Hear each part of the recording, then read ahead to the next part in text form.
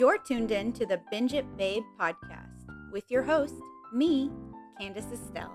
All right, babes, let's get binging. Hey, hi, hello, and how are you, babes? It is me, Candace Estelle. It is October 22nd. I am still getting over a cold, but I've got my tea, I've got my sweater, I've got coldness outside on account of the fact that it is autumn. It's fall for y'all. And let's get cracking. We're going to be talking about Jordan Peele's Nope today. And if you're thinking, Candace, why didn't you do Get Out? That's his most famous one. That's his debut. That's the best one. It's because it is very good. There are so many fan theories, so many things that go into that, so many little breadcrumbs and details. And I would love to just do it on its own sometime when I'm not cranking these out like, rabbits crank out babies. I've got, my brain immediately wanted to go, I've got 5 on it, which I don't know why. No, I won't be doing that. I'll do Get Out on its own in the future when I can give it the time it deserves. And if you're thinking, why didn't you do Us? Why didn't you do Candyman? I didn't do Us because I liked it. I saw it in theaters because I want to support, Jordan Peele. But I didn't fully get it. And so I don't think I could really do an episode about it because I have only also seen it once. I saw it in theaters. I haven't seen it since. I'm not doing Candyman because I haven't seen it yet. It's a remake, so I felt less inclined to go watch it, right? This is not an original concept. So I was just like, well, I'll get there when I get there. And then I just haven't gotten there. And that's the story of my life. And Nope, I did see in theaters. And then I obviously rewatched it for this. And I remember it scaring the pants off of me. And if you're thinking, why? Because it's subtle enough that I haven't stopped thinking about it, type of thing, and that's kind of why I wanted to talk about it, because it is a movie that affected me in a way, very much so like Midsummer did, but it didn't upset me as much. Like Midsummer, I'm upset that I've seen that. Like it's there and it's creepy and it aches throughout my bones. And Nope is there and it's creepy, but I can put it away sometimes. It doesn't. It scared me, but not to the point where I'm upset. And I think that's important, right? Midsummer did some stuff where I was just like, that was unnecessary. I don't care for that at all. I also watched Midsummer, and like 2 months later, I went to Sweden, and I felt real weird about that. And I'm going to be honest with you, I've seen Nope twice, and at no point after that have I then had to deal with an alien. So that's helpful, you know? Um, we've got tea because we still don't feel great, but we look great, and that's all that matters. It's not all that matters. It's what's in the inside that counts, children.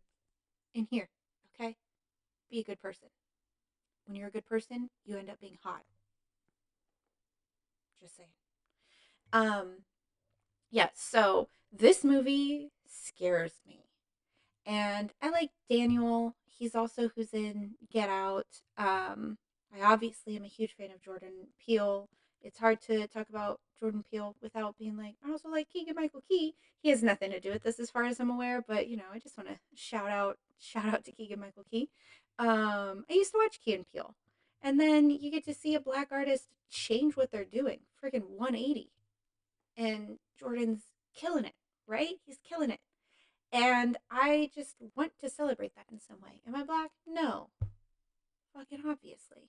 But I appreciate the fact that black creative people tend not to have as much room, right? They don't have the same network or support or anything. So when you have one who gets to be creating, support. And then when that person who's creating, who's in a marginalized group, especially for creative things, um, ends up being phenomenal, triple the support, right? Like we don't want to support black artists just because they're black. I mean, yes, at the beginning, right? It's like, of course, we're going to give you a chance. But if they suck, it's like, okay, well, you've had your chance, move on. Um, Jordan Peele doesn't suck. Super good at what he's up to, okay? Um, I saw this movie in theaters. I don't like horror. I saw it because it was a Jordan Peele movie. And like I said, I want to support. I want the box office or whatever stupid metrics make things work to know, hey, this is a director. And when they do the thing that they do, I will spend my money on it. So allow them to continue doing the things they do. Okay? Allow it. There are also some directors where I just will not see their movie in theaters or pay for it in any capacity if I can help it. Um, and then there are some directors where I'm just like, all right, maybe I'll consider it for you. Like you're all right. Here's a director that I like, but I don't know. Like sometimes I really don't like them, and sometimes I really do like them. And that's Wes Anderson. Sometimes I am on board. I am quirky. I love pastels, weird stories, fine by me. And then sometimes I'm like, what did I just watch? Like with Asteroid City. Really disappointed in that one, Wes. Get it together, okay? Jordan Peele, so far, he's not disappointed me. He hasn't come up with a lot, so small pond there to fish in. But honestly, I think that's a good thing, right? There's thought and premise and like contemplation before something comes out, and I think that's cool, right? I think that's the best way to be an artist. It's hard because you never know when you're creating something, is this good? Is this worth putting out in the world? And the answer is always, always, always yes, because good is subjective, and creating art, it completes your soul. Like that's why I do this. Does anyone watch this? No. Even the people I've asked to support me, they don't truly watch this. I've asked them. I'll be like, you could just play it in the background so that it looks like someone's watching that. And they're like, oh, well, I can manage that, because managing actually watching what I created was not something they were interested in at all. And that's my best friend. And I just said, it's a little insulting. And they're like, no, of course I want to watch. It's just while I sit here on the couch and I look at my phone and I keep your podcast on basically mute, that's all I can offer you. So create anyway, you know? Also, will my best friend see this and call me out on it? Nope, because she doesn't watch. She plays it to make me feel better, to placate me like I'm a toddler. And that's okay, because one day someone's going to watch it, and maybe someone's going to laugh or cry or agree or disagree or find something in it, joy or wonder or whatever, someday. And until then, I'll just make fun of the people who don't support me, and they'll never know because they're too busy not supporting me to notice. And that's kind of funny to me and a little bit petty. And I'm okay with that. Support artists, guys. It's so freaking easy, especially with AI stuff coming out, AI art, AI writing, AI anything. I kind of like AI stuff. I'm also in tech, so there's a certain interest I have to it. Like last year, my grandpa died, and I hadn't seen him in a real long time. And when he passed away, I wrote something to ChatGPT because I was feeling pretty lonely, and I am pretty alone. I wouldn't say I'm lonely, but I was feeling lonely at that moment. And I wrote and I said, hey, this is the thing that happened, because I wanted to know how it would respond. And I have to tell you, responded really well. Thoughtful, insightful, kind, gave me certain resources. And I thought, that's really good. That's a good resource, because if you're someone maybe like me, where you're basically alone in the world, it's nice to know that at some point you might be able to get good advice just by asking a question to a computer and saying, hey, I feel this way, or this thing happened. And the computer going, all right, here's how you deal with that. Here's what can happen. Here's condolences. And if you're thinking it doesn't mean anything because it's a computer, it does mean something, because that computer was built by other people. And that, algorithm is fed by billions of other posts and other people and other data points. And it came together to be able to say, hey, you have value, and it's okay, and grief is natural and necessary. And so it's basically not just a computer, it's a billion other people giving me their condolences. And I think that that's a value. But you can't make AI art, okay? It's fucked up. Don't do it. Support artists. Jordan Peele's great. Especially you need to support minority artists. You know, there's this phrase that I really love, and I don't know who came up with it. It wasn't me, is all I'll say. And they said, people get so annoyed at rich kids because they all pursue the arts, you know, because they have the time, the money, or the resources to be able to only pursue creative endeavors. For sure, I'm adding stuff here because the thing I'm talking about is like a sentence. I just can't remember it. So they pursue creative endeavors, and we get annoyed at that because of them getting to be, you know, footloose and fancy free. But what I notice is that when given the choice, a human will always choose to create beauty and art. And isn't that lovely? So give people the choice, support them, love the things they do, right? Like most of my Instagram is just like digital art or paintings or media like that, and obviously pretty words because I love pretty words. And it's all this like beautiful, loud cacophony of like things I love, like Marwian, which is like this person who I think crochets. It might be knitting. I'm not sure the difference, honestly. Little frogs, and then the little frogs do stuff in their little house, and all the stuff is crocheted, and they like clean and stuff. A little frog and toad, and it's so cute. You know, or like Roman Gal Goes Along. Hers is like digital media of like a cat, and it's a little cartoon cat. Sometimes there's two cats, and he's just like sitting in a library or sitting at the Venice canals or, you know, like eating breakfast. That's all like little things. And you're thinking, what value does that have in the world? But when I sit here and I'm all alone and my cat is being bad, and I'll look and I'll go, oh, look at this little cat sitting in a little library, all cozy and warm and just moving just a little bit. And that's the value it has. And that's why I do this, because there's value in me doing this, even if no one ever watches it. I have a lot of joy getting to do it and feeling like I am creating something in some way every day, you know, and writing and sharing it and being vulnerable in some ways or funny or whatever. And I get to do that. And one day someone will watch it or read what I write and they'll like it. And that's not when it's worthwhile. It's worthwhile the moment I do it.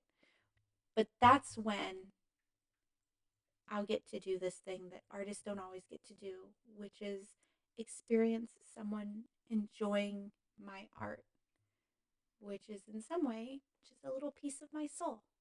It's just, oh, it's tucked in there. And here I am sharing it and being vulnerable. Usually it's more in my writing because in this I'm just yelling about TV and movies and books. But it's there too. That's where my passion is, a lot of it. So, yeah, support artists and support your friends. Stop acting like it's such a hard thing to do. Because support means the world to people.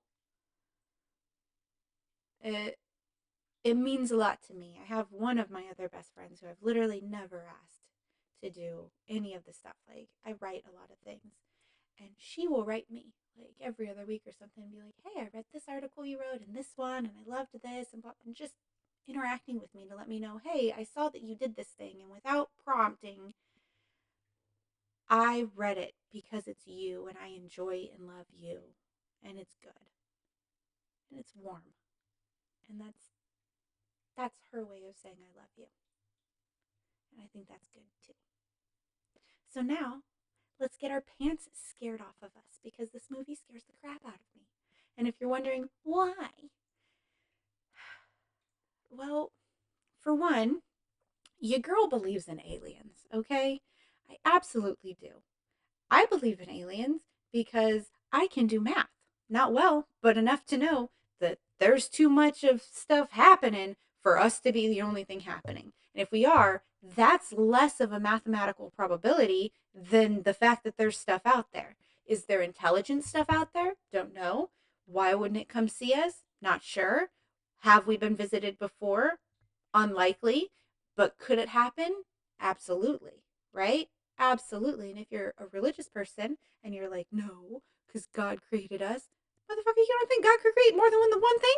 You don't think that he could do all of this intricate stuff that's perfect and detailed and oh exactly everything we need or want? You don't think he could create something else? Of course they could. It could. The universe could. Whatever you want to believe in. Okay? Um, whatever. The fact that you would be so self-absorbed to go, wouldn't my God wouldn't create anything except for us. We're built in his image. It's God.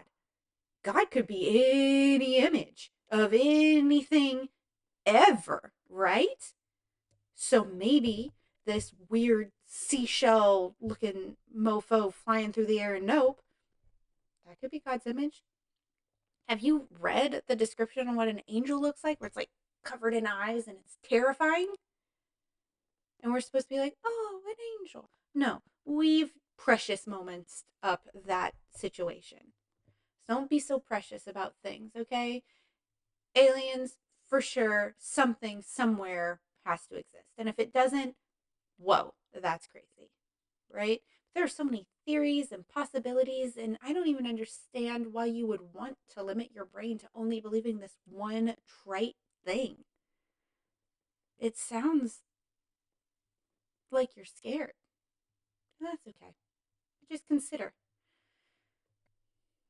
the fact that we might not be alone and consider why that scares you. Is it because of humans' tendencies to be warlike and violent? Because maybe that's not what everything else is like. Maybe that's why they don't hang out with us. It could also be because of how light speed works. Who knows? Regardless, this movie is obviously an alien movie. It is creepy. It is weird. It's got a subplot that is unnerving to me. And I really didn't understand the purpose of the subplot the first time I watched it. And this time I think I get its tie in a little bit better. And so, spoiler alert, here we go. The movie basically opens on like a TV set in the late 80s, early 90s, I want to say. And it is a TV show that I guess had a chimp on it. And the chimp kind of panics because there's balloons popping.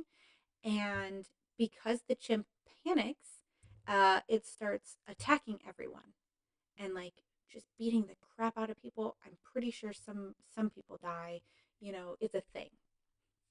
And then we zone in on on the ranch. You know, I think we get a scene of the ranch beforehand. I'm not sure. I just watched this. I'm already mixing things up, but I've got a cold, so I'm gonna blame that. Uh, we get Daniel and his sister is Kiki Palmer, who's Kiki freaking Palmer, so that's great. She's wonderful. And she was in Aquila and the Bee when she was little. That's, you know, a thing you guys might know her from. Um, and basically, she is uh, not just she, the family works on a ranch doing like animal training, specifically horses. And I think that's already really cool because people just assume that stuff like horses and that is like that's a white people thing. Not necessarily, right? Here we go. Here's a black family running a generations old horse training, animal handling type of ranch, which is very cool. And then the dad dies immediately. Immediately. Sorry. Charlie just walked up to Domino and then yelled at him because Domino's laying where Charlie wants to be laying and it's really cute. Hey guys. There we go. Um so they're doing this like animal training thing. Kiki Palmer's character is also doing other stuff. Honestly, I don't remember her movie character name because in my brain I was like, is Kiki Palmer? Who is it? Kiki? You know, Miss Palmer. I don't know what she'd prefer me to call her. We're the same age, so who knows? Um, but Daniel has stayed on the ranch and he is like working it. And then the dad dies. Um, by like a coin going into his eye and like slicing up that brain real nice. And immediately I was just like, what? Hi, Charlie. You're very sweet. Charlie's here. So, oh my gosh, get my thoughts together. No, this is kind of how chaotic it is because the dad dies immediately, and they're like, "Oh, it was like a plane offloaded some stuff, and it's a freak accident." I was just thinking, like, that'd be weird, because planes usually offload stuff that, like, for one, don't they offload it in the ocean mostly, and two, isn't it like hard? I've seen Meet Joe Dirt; it's weird and hard. Um, so they, what am I trying to say? Oh my gosh. You guys have to forgive me. The cold. It does bother me anyway, okay? The cold bothers me. The head cold at least. Anyway.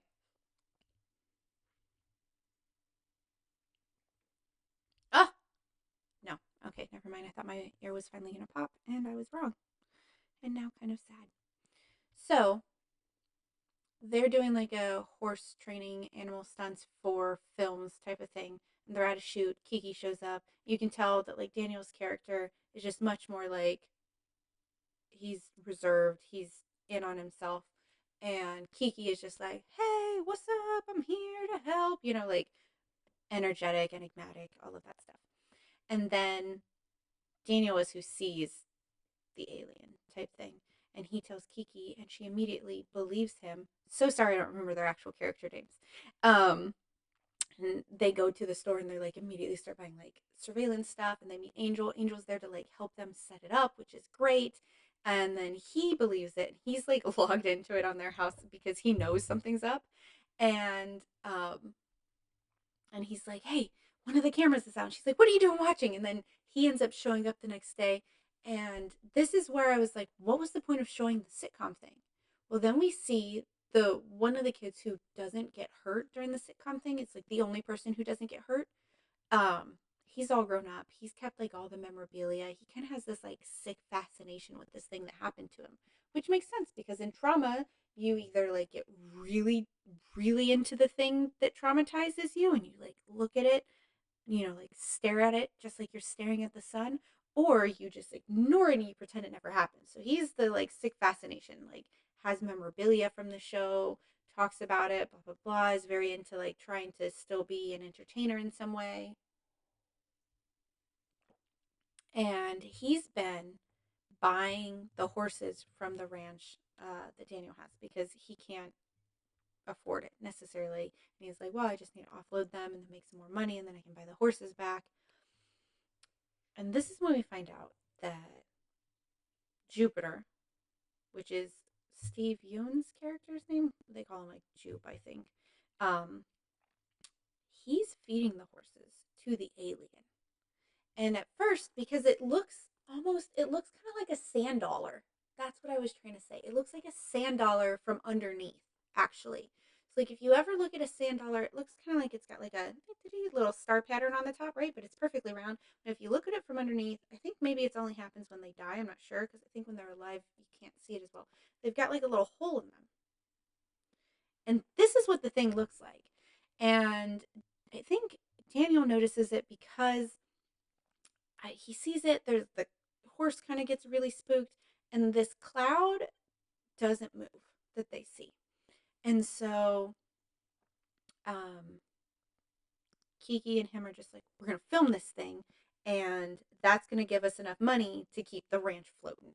Like we're going to be who does this. We'll be the first people to film an actual UFO, except they're calling it something else now because of they changed the designation for UFO, but we're going to stick with UFO because that's what I know. It's like an AFB or something like that. Airborne Flying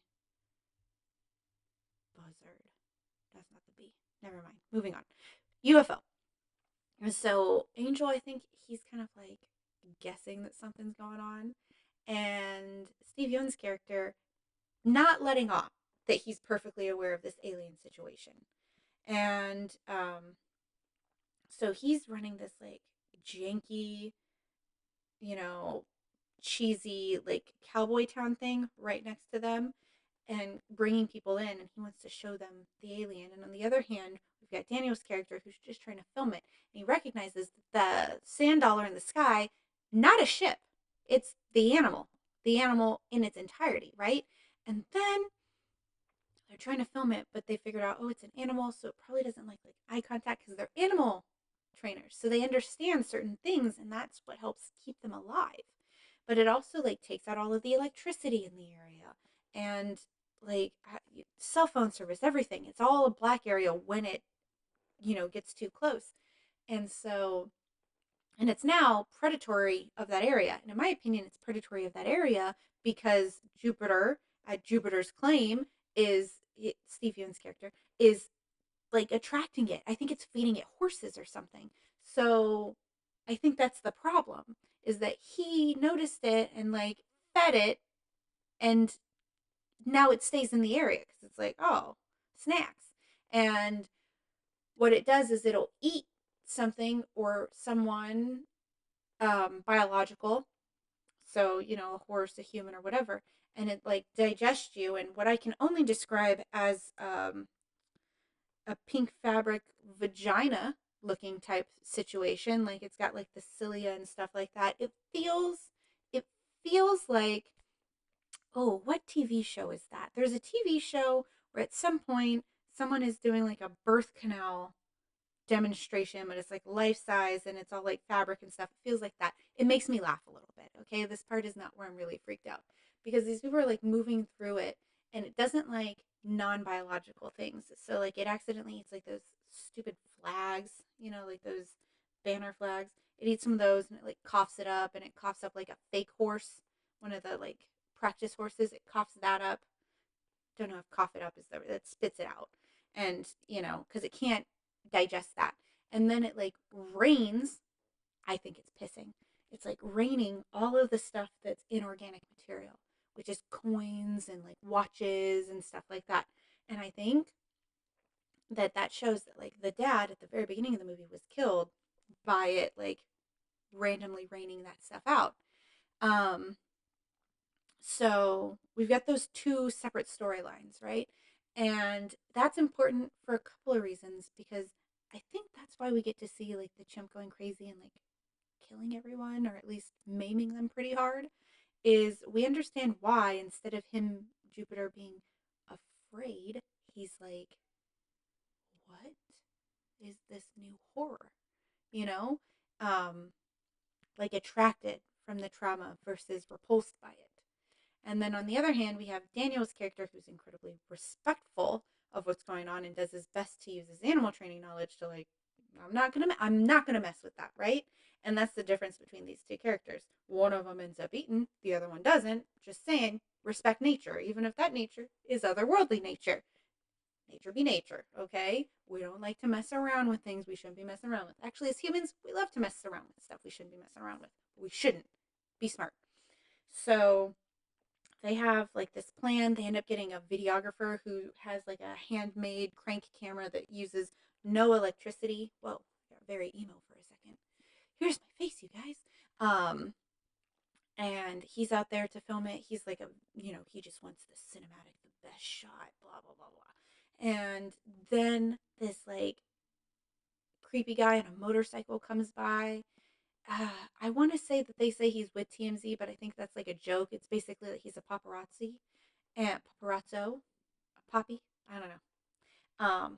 And he's on an electric bike, so he hits that like electrical field, and the bike shuts off, and he just like he gets thrown. Okay, thrown. My arm's too long. Thrown. So I don't know. It's all bizarre. And if you're wondering, like, well, what scares you the most? What scared me the most was when it was like flying around and chasing them. Because when the people all get eaten, everyone who was at Jupiter's claim gets eaten one of the days. Because like Jupe he got too haughty, and I think he looks at it, and if you look at it, it'll eat you. Like he made eye contact.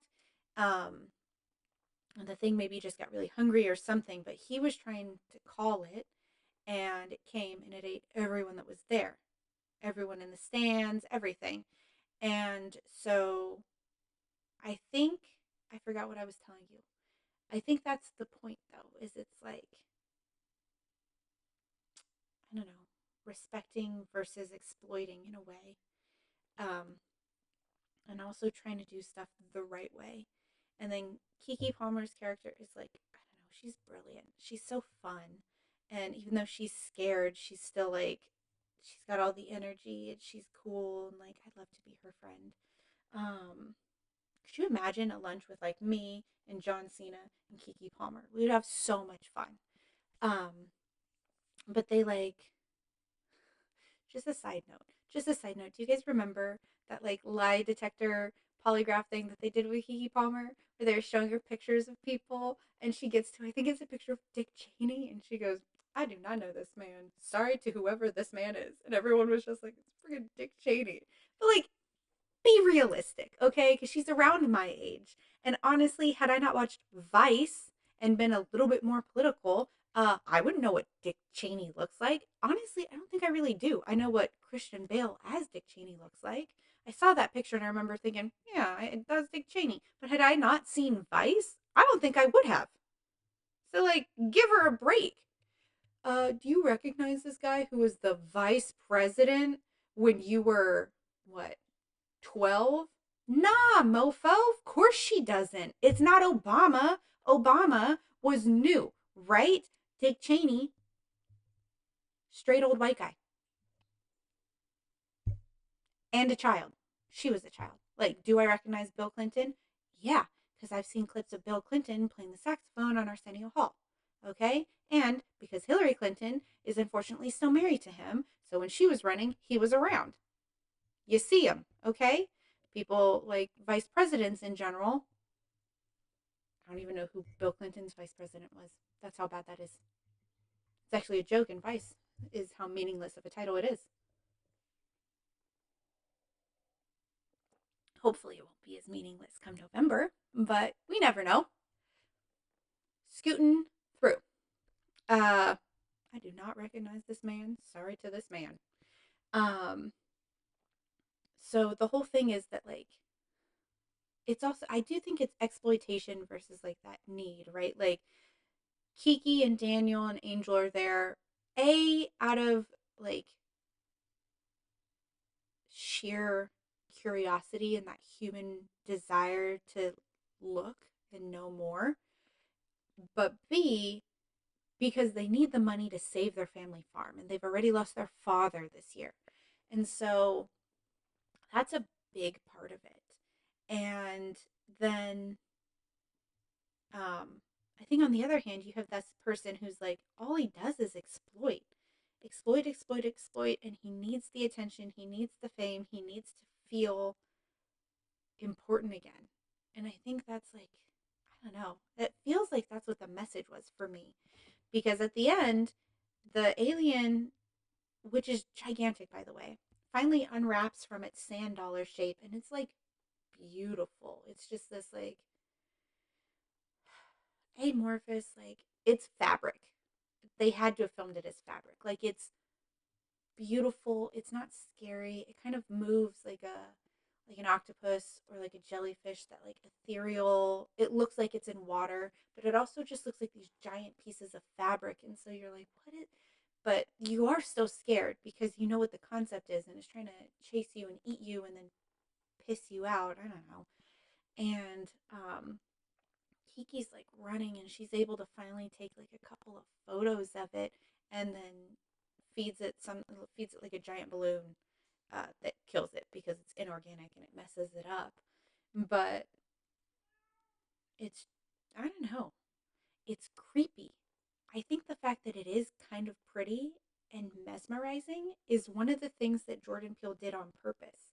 It's not Alien versus Predator like that goopy creepiness. It's not like a 7 foot tall, like full of poison. It's pretty. You don't want to look away from it, but you have to survive. And the whole time, it's just like floating around in this ethereal bliss, murdering. And I find that really interesting. And I think that's why it stuck with me, is because the whole time you want to be scared, but you also kind of want to touch it, right? You want to get near it. You, it's like a raccoon, okay? I love raccoons. I want a raccoon. It's so cute, but I shouldn't have a raccoon, right? Like, raccoons can get up to no good, and they often do. Where I live, they finally got them in the zoo here, and they escaped in 3 days. All of them. That's hilarious to me. That's the best thing I've ever heard. I was really hoping that they just, because we don't have raccoons where I am. I'd love if they just were able to populate and just there'd be raccoons here. That'd make my life so wonderful.